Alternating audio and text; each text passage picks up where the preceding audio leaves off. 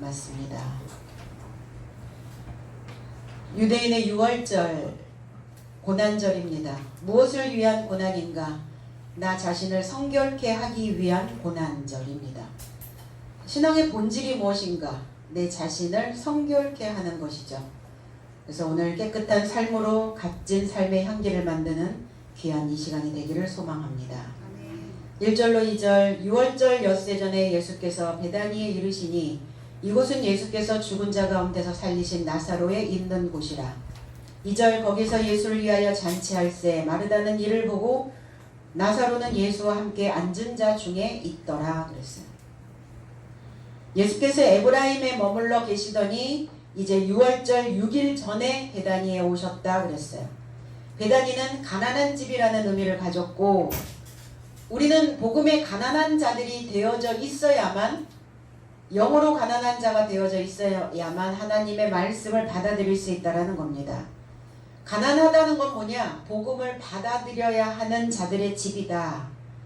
주님도 가난했고 제자들도 가난했고, 그리고 죽은 자, 병든 자, 그들은 다 죄인의 삶이요 가난한 삶이었다는 겁니다. 가난해야 받아들일 수 있어요. 가난해야 먹을 수 있습니다. 가난하다는 것은 무슨 의미냐? 궁핍하다는 거죠. 궁핍하다는 것은 뭡니까? 갈급하다는 거예요. 그러니까 갈급한 인생들만이 하나님을 구할 수 있다는 것입니다. 그래서 부자보다, 우리가 사실은 물질적인 부자면 좋죠. 물질이 필요 없는 게 아닙니다. 그런데 물질의 풍요로움 속에서 하나님을 잃어버리기 때문입니다. 그래서 물질의 풍요로움도 갖고 우리의 마음의 영적인 풍요로움도 함께 갖추고 가면 금상첨화인데, 인생은 등 따숩고 배부르기 시작하면 하나님을 찾지 않는 인생들이 되기 때문입니다. 그래서 가난한 자, 마태복음 5장 3절에 심령이 가난한 자는 이렇게 되어 있어요. 복이 있나니 천국이 저희 것이며, 심령이 아니라 푸뉴마, 영으로 가난한 자는 행복한 삶이다. 복이라는 단어가 마카이올이라고 하는 행복이라는 단어입니다. 가난하면 어때요? 조금만 무엇이 더하여지면 감사가 배가 되어질 수 있어요. 늘 풍요롭게 넘치는 사람들은 감사할 줄을 모르죠.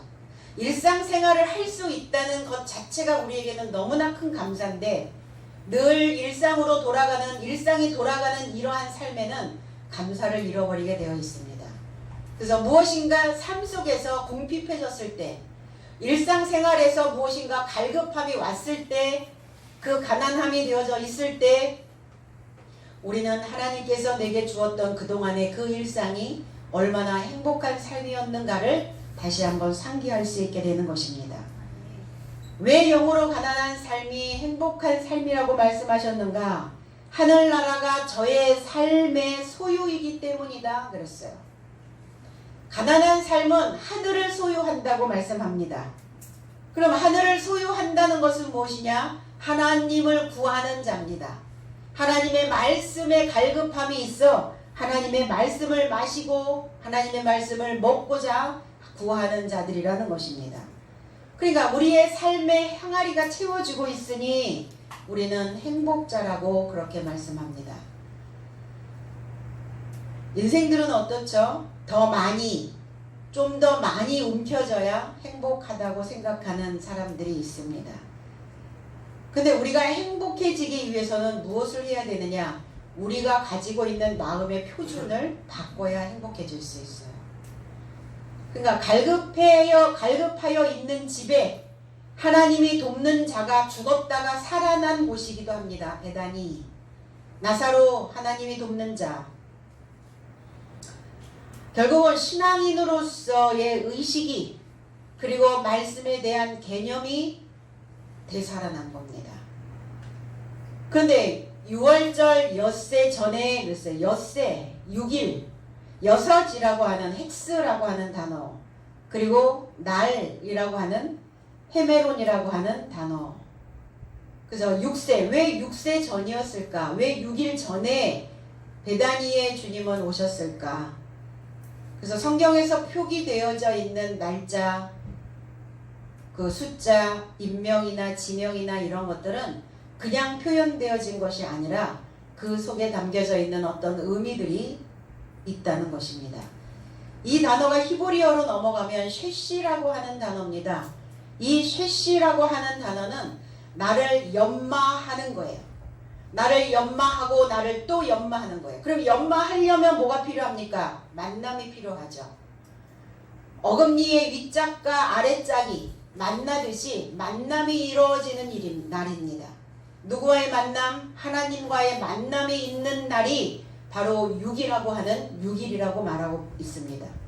이 단어는 표백하다, 희게하다, 그리고 빛나다, 그리고 기뻐하다라는 의미를 가지고 있고 이 단어 속에 백합화라는 의미를 가지고 있어요.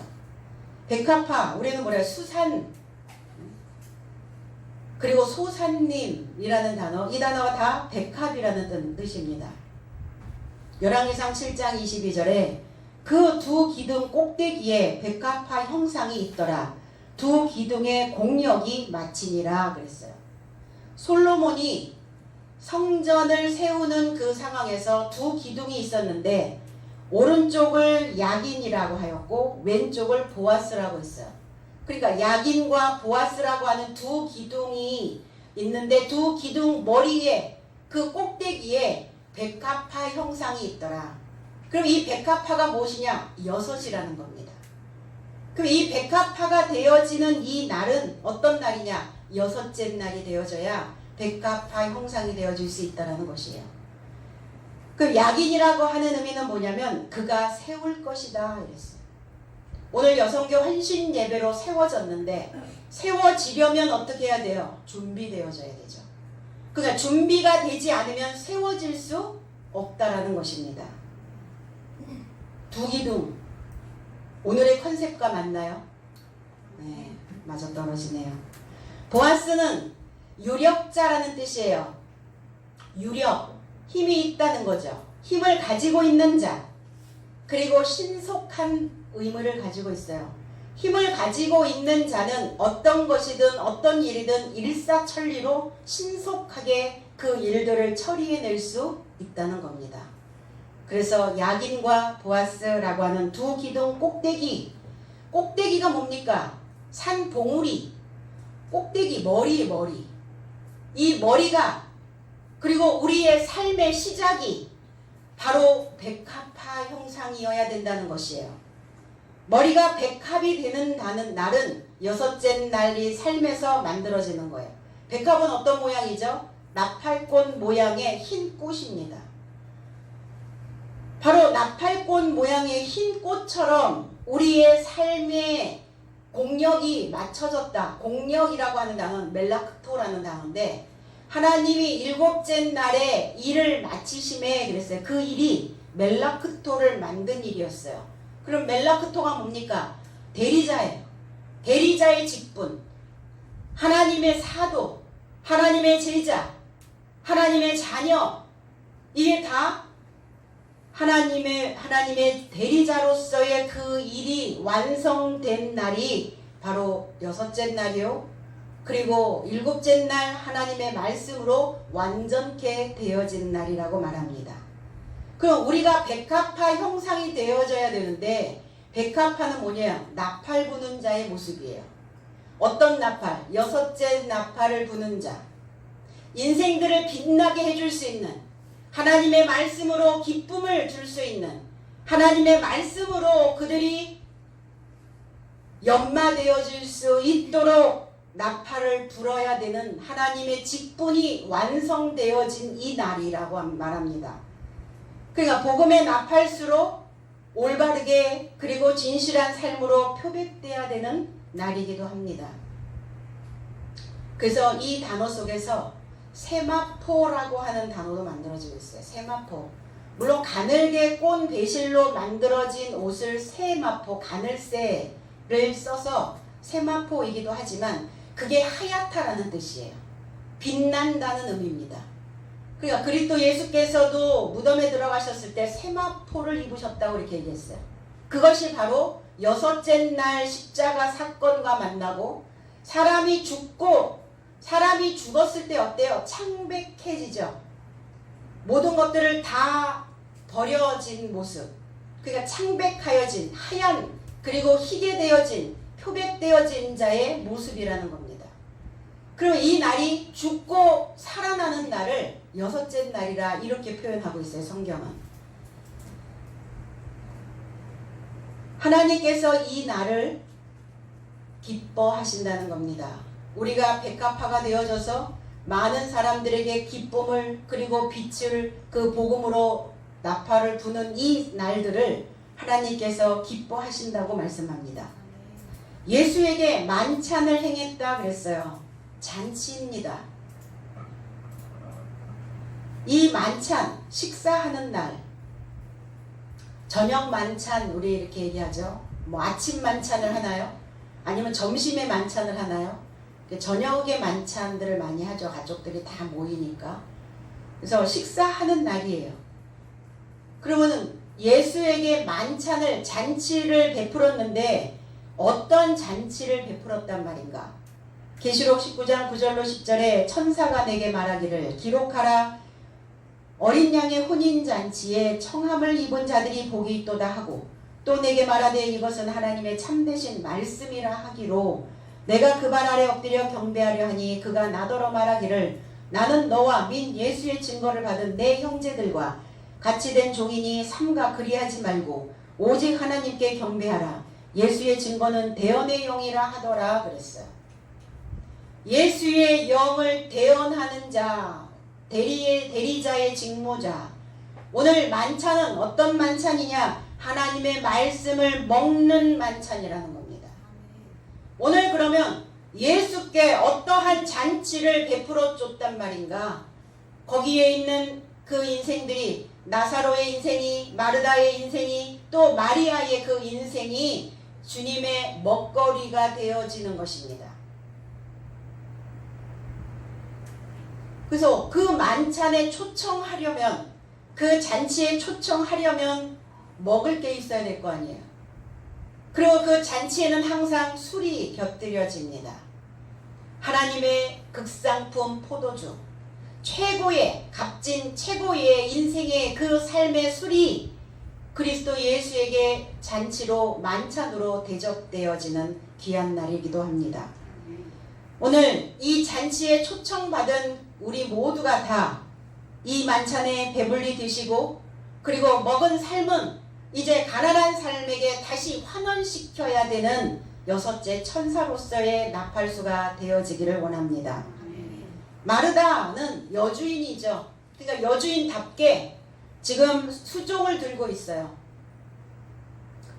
부지런히 어떤 일을 하고 있죠. 수종 드는 일, 봉사하는 일입니다.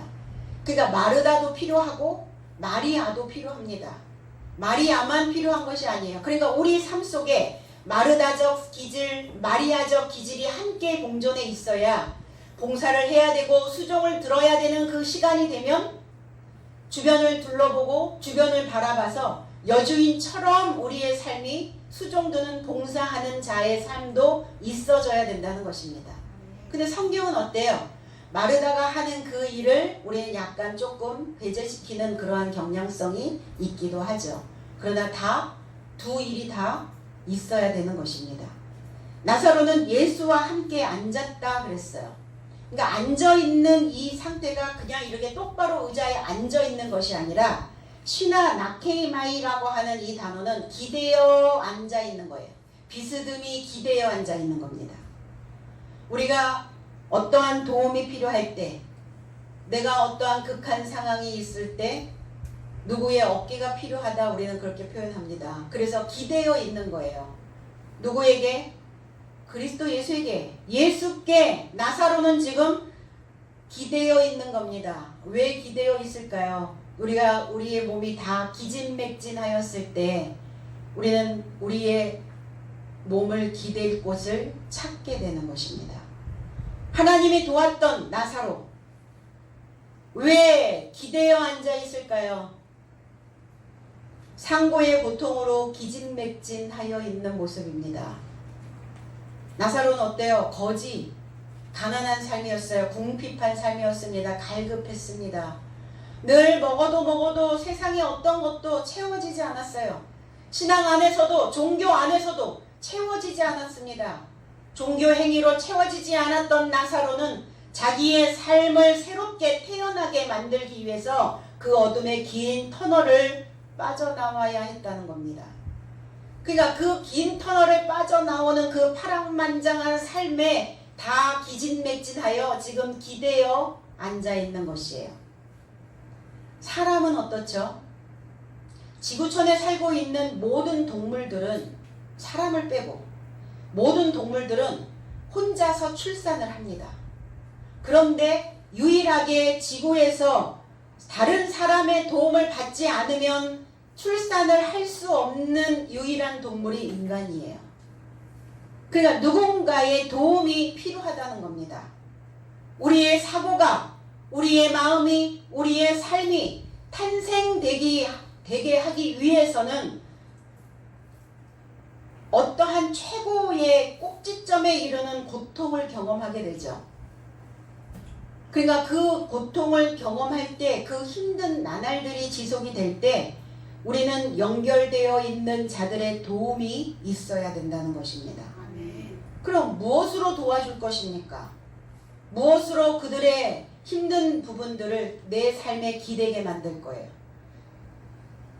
그래서 그런 말들을 하죠. 내가 언제든 어깨를 빌려줄 수 있어. 그런가요? 혹 어깨에 가시 돋쳐 있진 않나요? 기대려고 가면 뭔가 스크래치가 날 것 같으니까 가까이 갈 수 없는 상태. 그래서 하나님을 믿는 신앙인들은 좀 푹신해야 해요. 네, 그리고 좀 온화해야 합니다. 그럼 말씀을 가지고 있는 자여야만이 푹신하고 말씀을 가지고 있는 자만이 온화함을 줄 수 있다라는 겁니다. 마르면 어때요? 물이 마르면 까칠해진다는 겁니다. 가시로 치게 되죠. 마가복음 2장 15절에 그의 집에 앉아 잡수실 때에, 여기서 앉았다는 것도 기대어 앉아 있는 거예요. 기대어 앉아 잡수실 때에 세리와 죄인들이 예수와 그 제자들과 함께 앉았으니, 그러니까 지금 다 서로 기대어 있는 거예요. 서로 다 기대서 또 기대서 또 기대서 이렇게 앉았으니 이는 저희가 많이 있어서 예수를 조춤이러라 그랬어요. 주님이 세관에 앉아있는 세리를 부르는 그 상황입니다.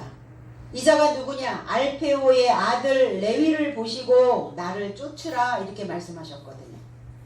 알페오라고 하는 이 의미는 뭐냐면 히브리어에서 온 헬레프라고 하는 이 단어인데 교환하다, 바꾸다, 새롭게 하다, 싹이 트다라는 의미를 가지고 있어요.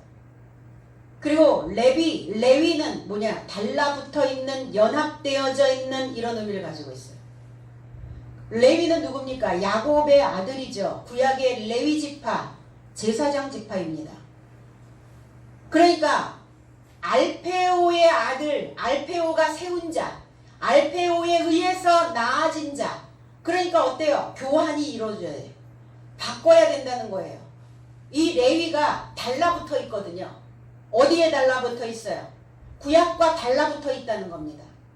오래된 습관과 달라붙어 있는 거예요. 그러니까 달라붙어 있는 그 삶으로부터 바꾸는 거예요. 교환이에요. 그래서 알페오가 세운 자라고 이렇게 표현하는 것입니다. 새롭게 싹트게 하기 위해서 어떻게 하는 거예요? 연합되어서 꽉 달라붙어 있어요. 잘 안 뜯어지죠?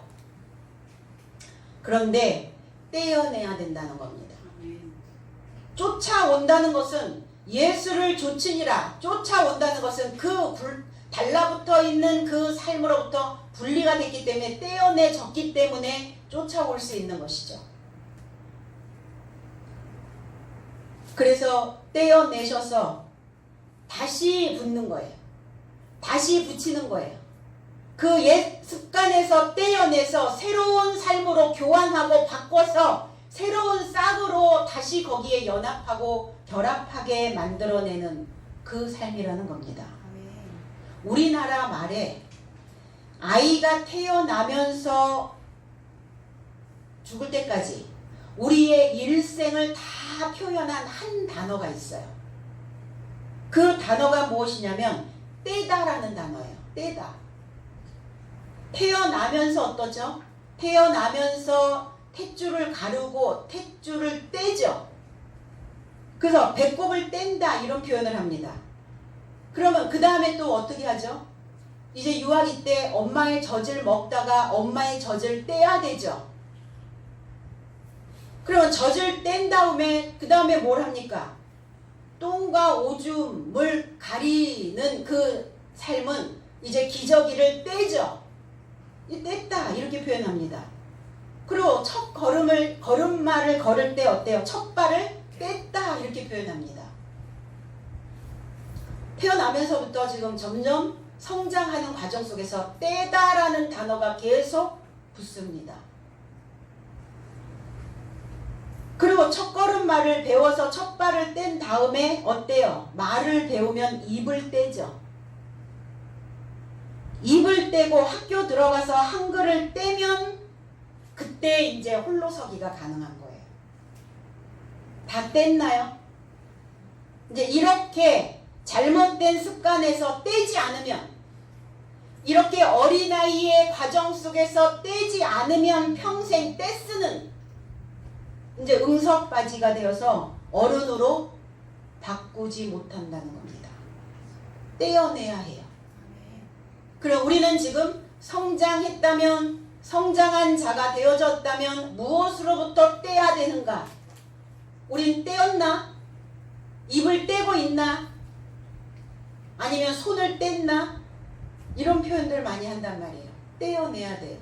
그럼 떼기 위해서는 뭘 해야 돼요? 갈라내야죠. 그 삶을 가르고 떼는 거예요. 오늘 예수와 세리와 죄인과 제자들의 삶이 함께 기대어 앉아 서로에게 만찬을 베풀고 있는 겁니다. 예수께서 죄인과 세리와 함께 잡수시는 것을 보시고 바리새인과 서기관과 대제사장들은 어떻게 세리와 죄인이 함께 먹고 마시는가? 이렇게 비난한 적이 있어요. 어떻게 먹고 마실 수 있는가? 그러니까 서로 무엇인가를 공급해주고 있는 것입니다. 주님은 오늘 당신의 새로운 삶으로 교환하여 주기 위한 새로운 삶을 떼어주고 계시고,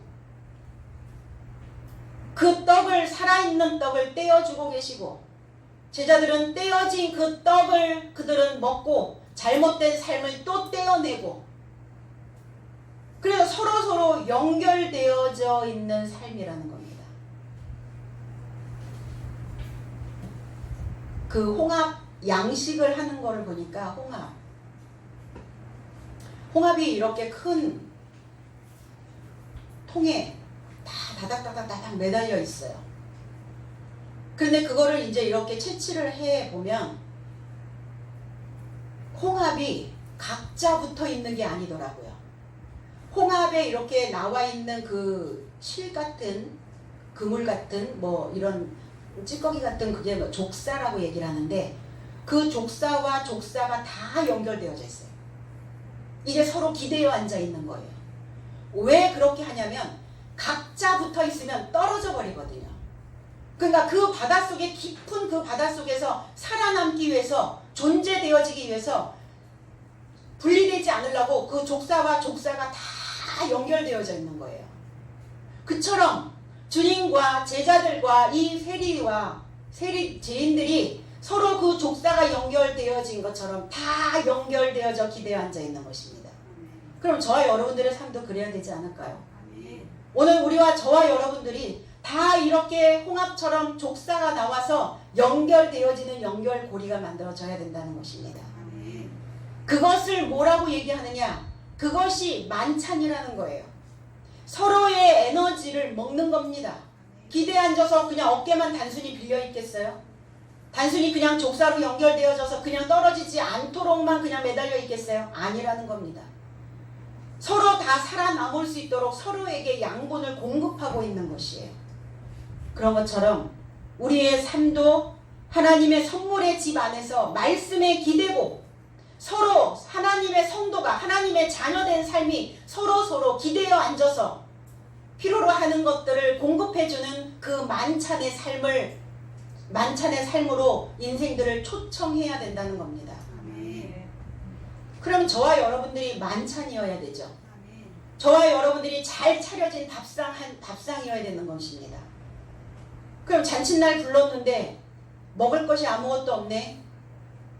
그럼 안 되죠. 내 삶에 그 인생들을 초청했다면 나와 연결되어져 있는 맞대어 있는 그 족사처럼 연결되어져 있는 그 형제와 그 자매와 그 삶이 가족이 있다면 무엇인가 내 만찬의 삶에 그들을 대접할 수 있는 거리들이 있어야 될 거 아니에요. 그래서 하나님의 말씀이 다시 우리의 삶으로 풍요로움으로 자리매김할 수 있도록 내가 지금 무엇과 기대어 앉아있는지를 발견해야 되는 것입니다. 3절 마리아는 지극히 비싼 향유 곧 순전한 나드 한 근을 가져다가 예수의 발에 붓고 자기 머리털로 그의 발을 씻으니 향유 냄새가 집에 가득하더라 그랬어요. 지극히 비싼, 그럼 세상에서 가장 비싼 향유가 뭡니까? 얼만큼 비싸야 가장 비싸다고 이렇게 표현할 거예요. 폴리티모스라고 하는 이 단어는 폴리스, 많다, 크다 라는 의미를 가지고 있고, 티메라고 하는 단어, 지불된 것, 값으로 지불된 것, 어떤 대가, 그리고 높은 수준의 어떤 위험, 어떤 종기, 이런 것들을 가장 지극히 비싸다 이런 표현을 하고 있습니다. 지극히 비싼 것, 다이아몬드인가요? 고린도전서 7장 23절에 너희는 값으로 산 것이니, 값으로 샀다는 것은 뭐야? 지극히 비싼 값을 지불하여 샀다고요. 그 지불하여 산 값이니 사람들의 종이 되지 말라 그랬어요. 우리가 주님 안에, 하나님 안에서 초청받은 목적이 있어요. 하나님이 우리를 초청하신 목적이 있다라는 겁니다. 그럼 하나님이 우리를 초청하신 목적이 무엇이냐? 존귀한 값진 인생으로 우리를 살게 하시려는 거예요. 그런데 어떻죠? 우리는 스스로 나 자신을 비하하는 비하 발언들을 너무 많이 했다는 겁니다. 저는 아직도 부족합니다. 저는 늘 없습니다. 나는 할 수 없습니다. 이런 나 자신이, 그것이 겸손이 아니라 나 자신을 비하하는 발언이었다는 거예요. 하나님 우리를 가장 비싼 인생으로, 가장 값진 인생으로 우리를 삼아주시려고 우리를 초청해 주셨는데, 우리는 여전히 하나님 안에 있으면서 할 수 없다라고 흔들고 있는 것이에요. 그래서 사람의 종이 되지 말라는 것은 어떤 사람의 종이 되지 말라는 것인가? 첫사람이야. 첫사람, 너의 본능적 그 사람의 종이 되지 말라. 그 본능에 의하여 끌려다니기 시작하면 우리는 하나님의 모습을, 하나님의 형상을 만들어 드릴 수가 없다는 겁니다. 그래서 그리스도의 종으로, 자유자로 하나님 곁에 거해야 우리는 하나님의 종으로, 그리스도의 종으로, 하나님의 품꾼으로 하나님의 귀한 인생이 되어질 수 있다는 것입니다. 하나님이 우리를, 주님이 우리를 지극히 비싼 것으로 샀다는데, 가장 비싼 값은 뭡니까? 목숨값이죠. 가장 귀한 것 목숨이에요. 생명입니다. 그러니까 주님은 우리에게 목숨을, 주님의 피를 우리에게 다 주셨다는 거예요. 주님의 피값으로 샀다 이런 표현들을 하죠. 주님의 목숨값입니다. 그러니까 우리가 그 귀한 값으로, 피값으로 샀으니까 우리 또한 피값을 해야 되는 것이에요. 그럼 우리가 피값을 한다는 것이 뭐냐? 그리스도를 닮아가는 겁니다. 그리스도의 형상이 되어지는 거예요. 그 귀한 자의 모습이 되어지는 것이 그리스도의 그 핏값으로 사신 그 대가에 우리도 그 삶을 보상해 줄 수 있다라는 겁니다. 그래서 복음의 핏값으로 산 것이 되었으니 하나님의 형상으로 우리를 날마다 조각해 내야 되는 것이죠. 무엇으로 다듬어낼 겁니까? 우리의 첫사람적인 그러한 본성적인 짐승적인 그런 요소들을 하나님의 말씀으로 늘 쪼아내야 되는 거예요. 그래서 쪼는 돌, 찌르는 돌, 그 날카로운 돌이, 그 예리한 돌이 우리의 삶을 연마해 내는 거예요. 다듬어내는 겁니다. 그러니까 다듬어지지 않으면 어때요? 인생이 귀해질 수가 없어요. 본인 스스로가 다듬어진 인생들을 우리는 어떻죠?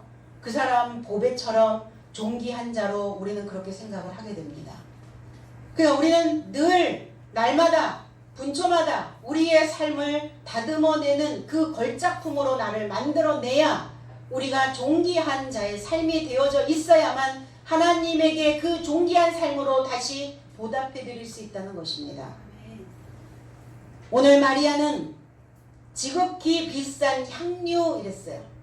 이 향유는 미론이라고 하는 몰약입니다.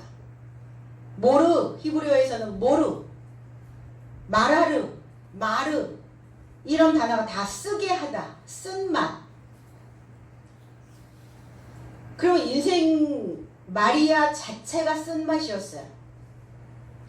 마리아 자체가 모반자였습니다. 지금까지 굴러왔던 나의 그 옛 패턴들의 삶으로부터 모반. 그러니까 그것으로부터 내가 벗어나려고 하니까 쓴맛인 거예요. 쓴 것입니다. 그리고 고통인 것이에요, 이게. 그러니까 인간의 고통 속에서 나오는, 인간이 출산을 할 때 가장 고통스럽다고 얘기를 해요. 그러니까 가장 고통스러울 때 오히려 우리 속에서 높은 엔돌핀이 나온다는 거예요. 하이 엔돌핀이 생성이 되어진다는 거예요. 왜 고통인데 가장 극심한 고통 속에서 왜 하이 엔돌핀이 나올까요? 그것이 하이 엔돌핀이 나와줘야만 그것이 그 고통으로 인하여 그 인생이 쭈그러들지 않는다는 겁니다. 그래서 하이 엔돌핀이 나와줌으로 인하여 그 고통을 넘어가는 거예요. 그게 몰약입니다. 우리 그래서 최고의 그 진통제가 뭡니까?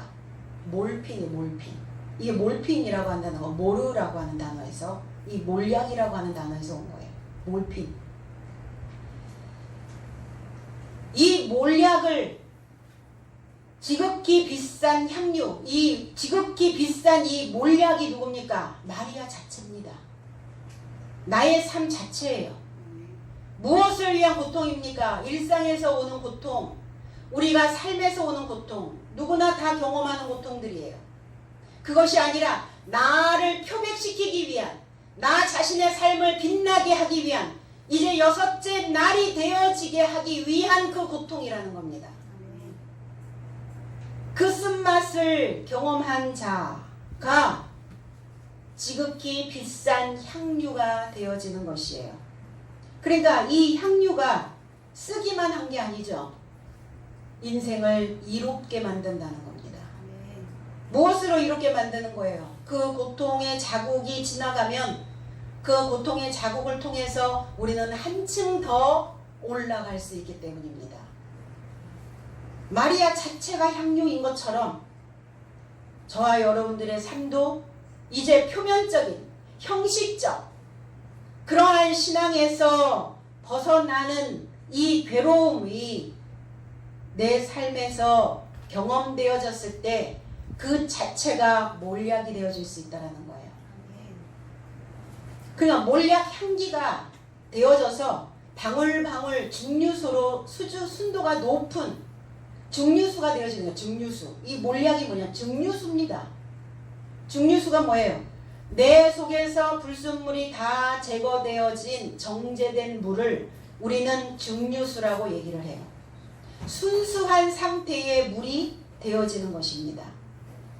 그러니까 이 순수한 상태의 물이 되어지는 이 증류수 이 자체가 몰약이라면 이 쓴 것이 우리의 자신의 삶을 이롭게 유익하게 만들어내는 것이죠. 사무엘상 1장 10절에 한나가 마음이 괴로워서 여호와께 기도하고 통곡하며 서원하여 가로되 만군의 여호와여 만일 주의 여종의 고통을 돌아보시고 나를 기억하시고 주의 여종을 잊지 아니하사 아들을 주시면 내가 그의 평생에 그를 여호와께 드리고 삭도를 그 머리에 대지 아니하겠나이다 그랬어요. 한나가 누굽니까? 사무엘의 어머니죠. 그러니까 한나가 지금 증류수가 되어져서 방울방울 떨어지고 있는 거예요. 우리 몸에서도 증류수가 방울방울 떨어져야 돼요. 눈물방울입니다. 그것이. 그 고통으로 어떤 고통으로 내가 무엇인가 새로운 삶을 낳기 위한 그 새로운 삶으로 내가 가기 위한 그 고통의 애통함이 증류수가 되어져서 하나님 앞에 상달되어졌을 때 하나님은 그 기도에 응답해 주신다는 겁니다.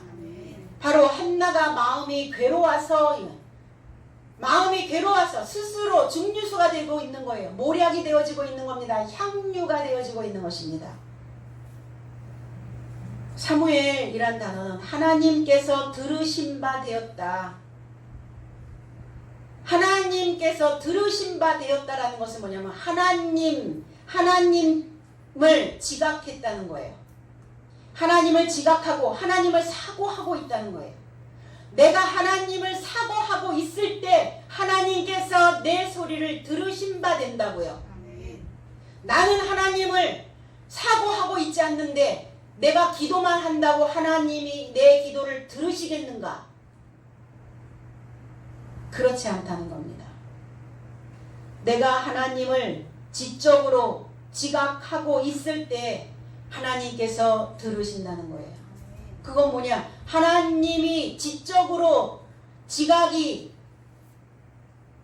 만들어졌을 때 내 하는 그 기도가 하나님의 지적인 그 지각과 내 지적인 지각이 만나진다는 겁니다. 그러니까 높은 수준의 지식을 만드는 그 쓴맛을 한나는 맛보았고 그 기도로 사무엘을 출생하게 됩니다. 하나님께서 들으신 바 되었다. 하나님을 지각하였다. 저와 여러분들이 하나님께서 내 기도를 듣게 하시려면 하나님을 지각하고 계셔야 됩니다. 한나라고 하는 의미는 뭐냐? 은총을 입었다라는 뜻이에요. 그리고 구부리다라는 의미를 가지고 있습니다. 구부린다는 건 뭡니까? 헌신된 삶의 모습이에요. 몸을 구부리는 삶. 또 아래에 있는 사람들에게 내가 가지고 있는 것을 나누어주는 그 구부리는 호의를 베푸는 그 삶. 그 삶이 바로 한나였습니다. 오늘 한나처럼 몸을 구부려 헌신하는 여성교회 회원이 되시고 그리고 성도 여러분들의 삶이 되어져서 우리 모두가 하나님의 은총을 입는 귀한 날이 되어지기를 바랍니다. 순전하다는 것은 뭐냐면 순수하다는 거예요. 가장 순전한 것이 뭐예요? 가장 순전한 것이 뭐냐면 믿음이라는 겁니다. 이 순전한이라고 하는 이 피스티코스라고 하는 이 단어에서 믿을만한 이라고 하는 피스티스라는 단어가 만들어집니다. 믿음, 신용, 신뢰. 아, 저 사람 100%야. 저 사람 순수한 사람이야. 100%. 혼합되지 않았어. 불순물 없어. 자, 누군가 나를 신뢰할 때 그 사람은 순수한 사람이 되는 겁니다. 믿을만한 거예요. 믿음직스러운 겁니다. 그 믿음이 있는 100% 순도짜리의 그 믿음을 가지고 있는 마리아 자체의 삶이 향유였어요. 그 순전한 나드, 나르도스, 감송향이라고 합니다. 이 나드라고 하는 이 단어는 아가서에서 솔로몬이 자기 스스로가 하나님의 신부가 된 술람미가 되어져서 아가서를 노래합니다. 솔로몬 자체가 하나님의 신부가 되어져서, 그럼 하나님의 신부가 되어졌다는 것은 뭐냐? 솔로몬이 술람미가 되어진 거예요. 지혜를 구하러 온 술람미 여인. 그래서 검게 그을리다, 술람미트라고 하는 단어는 평화롭다라는 의미를 가지고 있어요. 그리고 솔로몬도 평화롭다, 샬롬이라는 단어와 만나는 것처럼 술람미도 마찬가지예요. 그러니까 솔로몬이 술람미가 되어져서 이 아가서를 지금 노래하고 있는 겁니다. 4장 11절로 16절에 내 신부야, 내 입술에서는 꿀방울이 떨어지고 내 혀 밑에는 꿀과 젖이 있고 내 의복의 향기는 레바논의 향기 같구나. 내 누이 내 신부는 잠근 동산이요 덮은 우물이요 봉한 생유로구나. 내게서 나는 것은 석류나무와 각종 아름다운 과수와 고벨과와 나도풀과, 이 나도풀과 버농화와 창포와 개수와 각종 유향목과 몰약과 침량과 모든 귀한 향품이요 너는 동산의 샘이요 생수의 우물이요 레바논에서부터 흐르는 시내로구나. 북풍아 일어나라, 남풍아 오라. 나의 동산에 불어서 향기를 날리라. 나의 사랑하는 자가 그 동산에 들어가서 그 아름다운 열매 먹기를 원하노라. 바람이 불어야 향기가 날립니다. 우리 바람이 오는 것을 막지 마시고, 왜 내게 이러한 바람이 왔는가를 원망하지 마시고, 내 삶으로 무엇인가 내 삶 전체, 내 삶 모두를 하나님께 드릴 수 있는, 내 마음에 있는 그 구석구석을 다 뒤져서 내 안에 있는 그 모든 향품을 하나님께 드려야 되는 시간이다라고 우리는 생각해야 될 줄로 믿습니다. 불어라, 북풍아 남풍아, 다 불어오라는 거예요. 그 바람으로 인하여 내 삶에서 새로운 향기를 발할 수 있다면, 그리고 그 향기가 멀리에 있는 사람들에까지 그 향기를 맡을 수 있게 되어진다면, 인생이 바람이 불지 않는데 향기를 발할 수가 없잖아요. 내가 가지고 있는 그 향품이 무엇인지 발견할 수 없게 된다는 겁니다. 그래서 바람이 한 번씩 불어주면 내 속에 있는 향품이 어떤 것인지를 재발견할 수 있는 기회가 왔다라고 생각해야 되는 것입니다. 하나님 너무하시지. 왜 오늘 같은 날도, 왜 이런 날, 왜 우리에게 이러한 삶을, 왜 이런 예기치 않은 일들이, 제발 바람이 불지 않기를 기도하지 마시고, 바람이 불어서 내 속에 있는, 잠자고 있는 그러한 향기나는 삶을 꺼내야 되는 시간이다라고 우리는 다시 그렇게 재해석해야 될 줄로 믿습니다.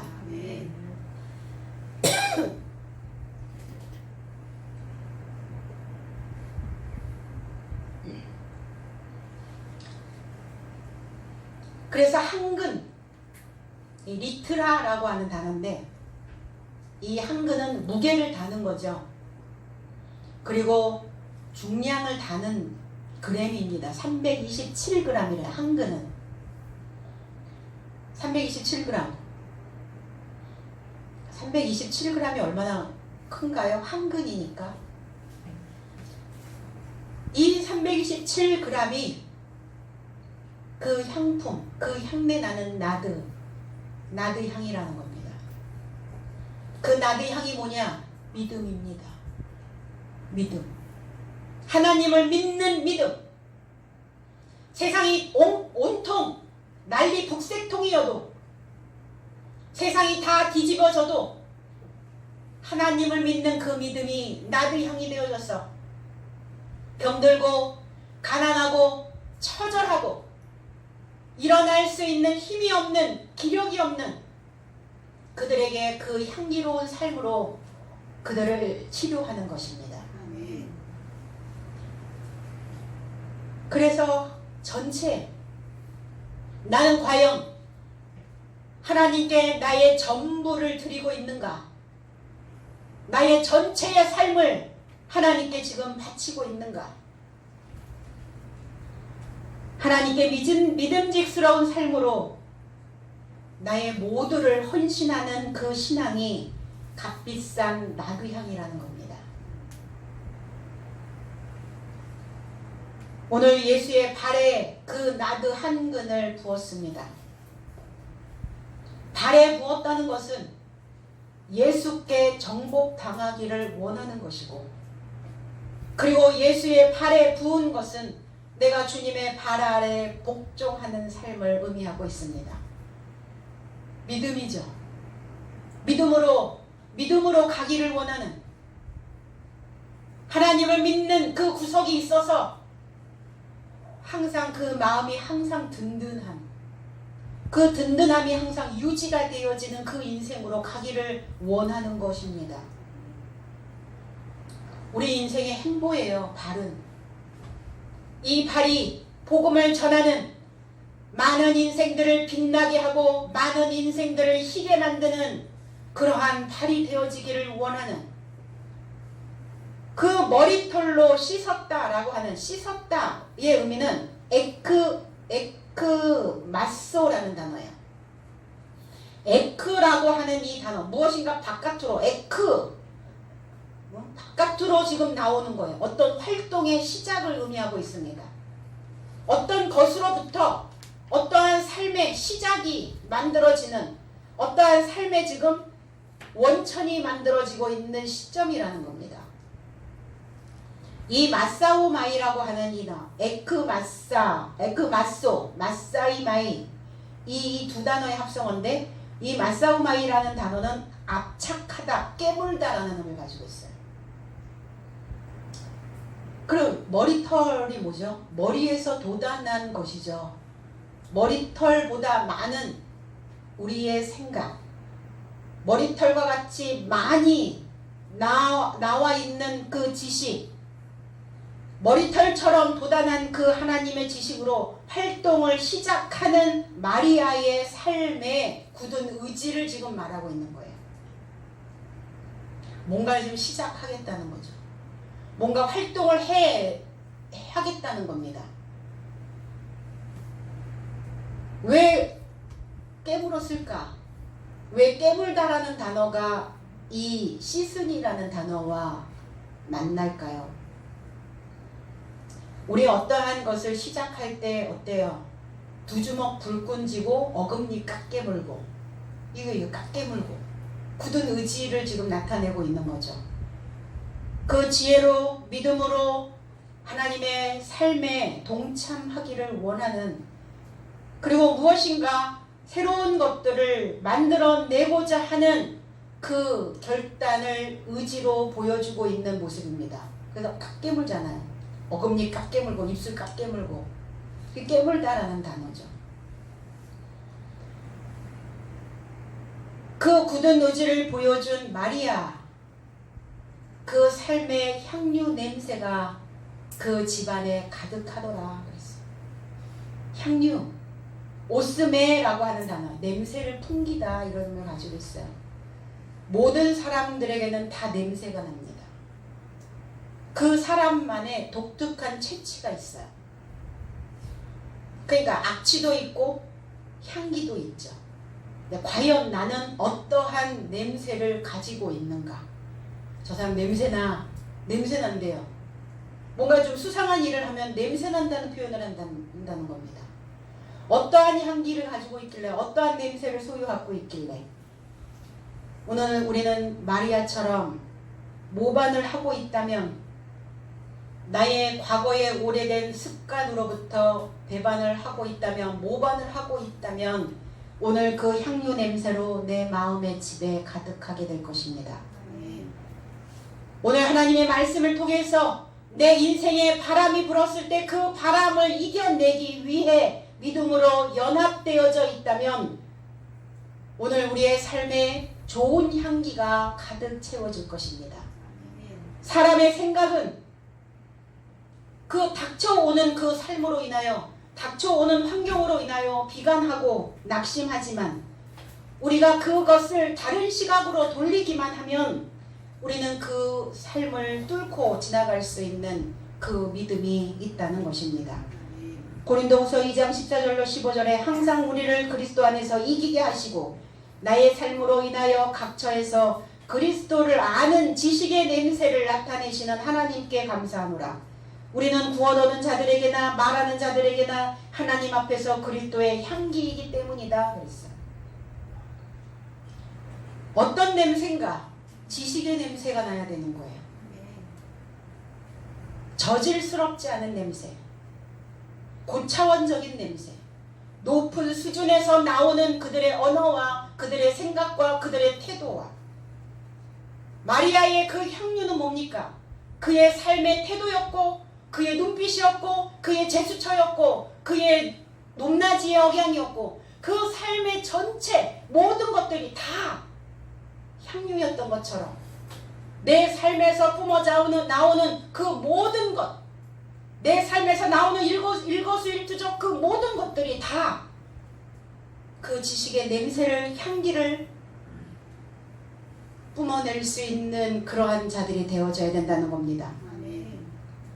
그래서 그리스도의 지식으로 냄새를 풍기는 자가 누구냐? 구원받은 자들이라는 겁니다. 구원받은 삶이, 건짐을 받은 자가 그 자체가 바로 향기예요.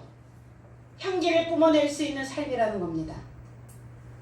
그래서 건짐받은 높은 수준의 사고가 향기를 날릴 때 나를 만나는 사람들에게 은혜를 날려주는 거예요. 사랑을 날려주는 겁니다. 뭘 날려주고 살았나요 그동안? 뭘 날리고 살았어요? 향기 날려야죠. 그 향기로 움푹 들어간 내 웅덩이가 메꿔지는 거예요. 그 냄새로 가득 채워지는 겁니다. 들쑥날쑥 나들이. 우리나라의 언어는 그 두 단어가 합성, 나갔다 들어갔다, 이걸 나들이라고 얘기하죠. 들쑥날쑥 들어갔다 나왔다. 그러니까 이게 자꾸 나들이 다니면 곤란해요. 자꾸 이게 신앙이, 믿음이 자꾸 들쑥날쑥하고 이 믿음이 자꾸 나들이 나가면 곤란해진다는 겁니다. 이러한 마음들이, 이러한 상태에 있었던 그 신앙이 이제 그 향기로 인하여 평평해지는 거예요. 다 메꿔지고 평탄해지는 겁니다. 그래서 만사형통이죠. 시온의 대로. 그래서 주님의 길이 내 삶을 통해서 그 길이 만들어져야 되는 겁니다.